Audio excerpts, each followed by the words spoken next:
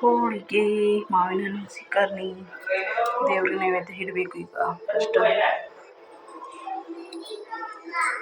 ಎಲ್ಲ ಹರುವ ಮಂಗಳ ನೀನ ಹರು ಸರ್ ಏನು ಮಾಡತ್ತೀರಿ? ಇದೇನು ಕರ್ಗ ಐತಲ್ಲ ಇದ? ಹಾಂ ಹಾಂ ಹಾಂ ನೋಡಿಲ್ಲ. ಓ ಸಮೂ ಇದನ್ನ ತಿಂದು ನೋಡಮ್ಮ.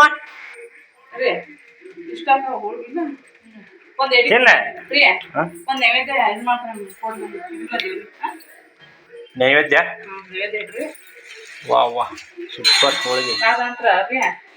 ನೀನು ಊಟ ಮಾಡ್ದ ಏನು ಮಾಡ್ದ ಮಕ್ಕೋತ್ ಪಾಪ ಊಟನಿಲ್ಲ ಏನಿಲ್ಲ ಹಂಗ ಮಕ್ಕೊಂತು. ಅದ್ರ ಸಂಬಂಧ ನಾನು ಕೆಲಸ ಬಿಟ್ಟು ಮಾಡಿದ್ದೇನೆ ಅದು ಅಡ್ಗೆ 1 ಗಂಟೆಗೆ ನೋಡಿದೆ. ಇದು ಆರ್ಗ್ಯಾನಿಕ್ ಬೆಲ್ಲನ ಹಾಕ್ಯಾನ ನೋಡ್ರಿ. ನಂತರ ಹೋಗಿ ನೋಡ್ರಿ ಎಷ್ಟು ಸೂಪರಾಗಿ ಬರುತ್ತೆ. ನಮಸ್ಕಾರ ರೀ ಫ್ರೆಂಡ್ಸ್, ಎಲ್ಲರೂ ಹೆಂಗದಿರಿ? ಎಲ್ಲರೂ ಚೆನ್ನಾಗಿದ್ದೀರಿ ಅಂತ ಅಂದ್ಕೊಂಡೀವಿ. ನಾವು ಕೂಡ ಸೂಪರಾಗಿದ್ದೀವಿ.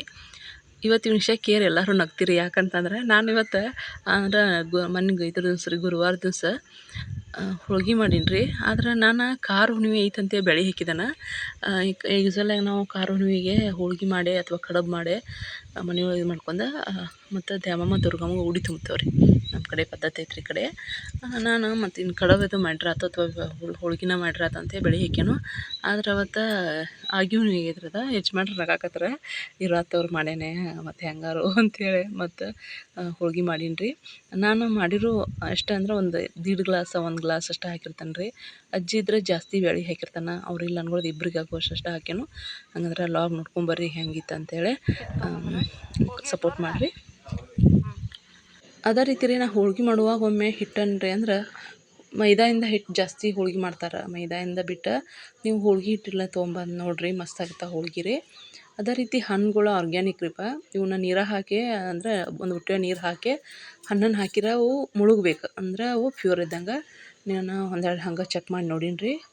ಅವು ಅಷ್ಟೂ ಹಂಗೆ ಇದ್ದು ಅಂದ್ರೆ ಫುಲ್ ನೀರಾಗನೆಲ್ಲ ಮುಳುಗಾತಿದ್ದು ಮತ್ತು ತೇಲುವು ಅಲ್ಲಂತ ನೋಡ್ರಿ. ಈ ಒಂದು ಟಿಪ್ಸನ್ನು ನೀವು ಕೂಡ ಮಾಡಿ ನೋಡಿರಿ. ಏನಂತಂದ್ರೆ ಹಣ್ಣುಗಳು ತಂದಾಗ ಹಂಗೆ ಚೆಕ್ ಮಾಡಿ ನೋಡಿರಿ. ಅದೇ ರೀತಿ ಇಲ್ಲೇ ಹೋಳ್ಗೆ ಮಾಡತ್ತ ಎಲ್ಲ ಅಂದರೆ ಸಿಕ್ಕರ್ನಿ ಫಸ್ಟ್ ಯಜಮಾನ್ರು ಸ್ವಲ್ಪ ಕಟ್ ಮಾಡಿ ಕೊಡತ್ತಿದ್ರು.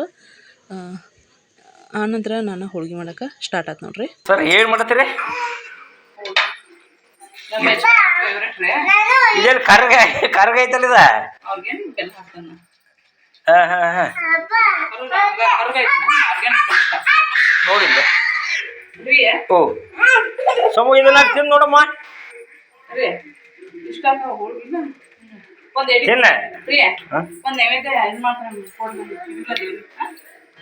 ನೈವೇದ್ಯ ವಾ ವಾ ಸೂಪರ್ ಹೋಳಿಗೆ.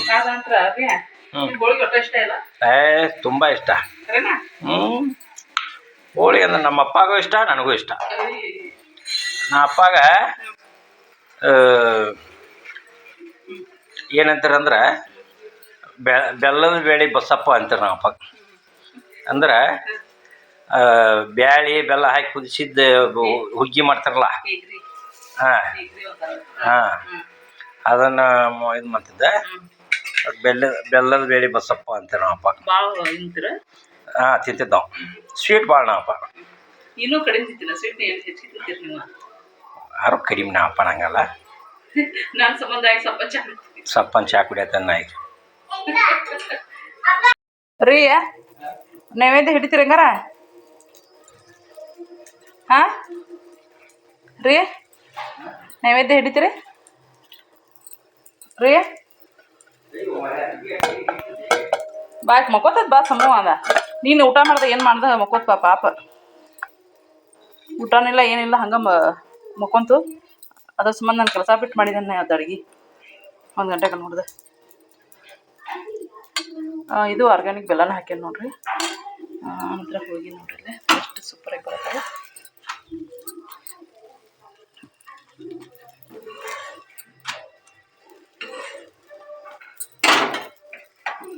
ನೋಡ್ರಿ ಹೋಗಿ ಎಲ್ಲ ಫಿನಿಶ್ ಆಗೋ ಮುಗಿದು ಮಾಡಿ ನೋಡ್ರಿ ಎಷ್ಟು ಹೋಗಿ.